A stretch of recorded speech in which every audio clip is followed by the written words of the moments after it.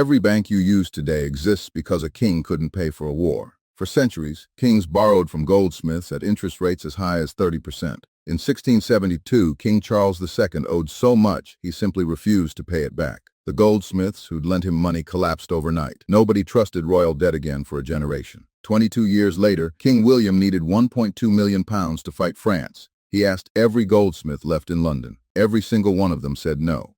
England was out of money, out of lenders, and still at war. Something had to change. A Scottish merchant named William Paterson walked into Parliament with an idea nobody had tried.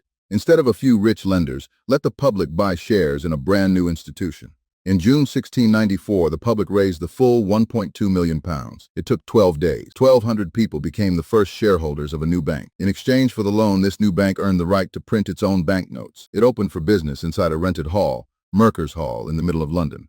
That rented hall startup is now the Bank of England, one of the world's oldest central banks. It was never built to run a country's economy.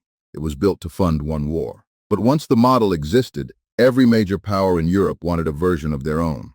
A century later, one general would build the same machine just to keep his own army moving. By 1799, France was drowning in a crisis that war itself had created. For years, the revolutionary government had printed massive amounts of paper money to pay for its endless wars. There was so much of it printed that the assignat eventually became almost worthless. Nobody trusted French paper money anymore. When Napoleon seized power as first consul in 1799, he inherited an economy still bleeding from that collapse. So in 1800, he created a new institution by decree, the Banque de France, with one job only: restore trust in French money and stabilize an economy that years of war had nearly destroyed.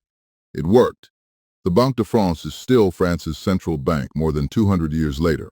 Two of Europe's most powerful institutions were both born from war, one to pay for it directly, the other to repair what it broke. For the next 100 years, currency stayed backed by gold. A note meant real gold in a vault. Then, in 1914, World War I began, and no country had enough gold to fight it.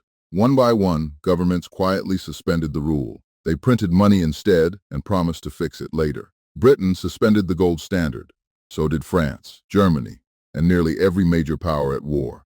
When the war ended, most countries never fully went back to the old system. The war hadn't just killed soldiers, it had quietly killed the monetary system the world trusted. For the next 2 decades, the world had no shared financial system at all. Then a second, even larger war made rebuilding that system impossible to avoid. In 1944, while the war was still being fought, 44 countries sent delegates to fix it. They met at a hotel in Bretton Woods, New Hampshire, to design a new global system. They weren't just planning for peace. They were trying to prevent the next economic collapse. Out of that meeting came 2 institutions almost everyone has heard of today: the International Monetary Fund, built to stabilize currencies between nations after the war, and the World Bank, built to fund reconstruction in countries devastated by the fighting. Both were designed for one purpose: stop the next war from starting the way the last 2 did. Every one of these institutions, born from war, quietly became the financial system you live inside today. A government runs out of money to fight.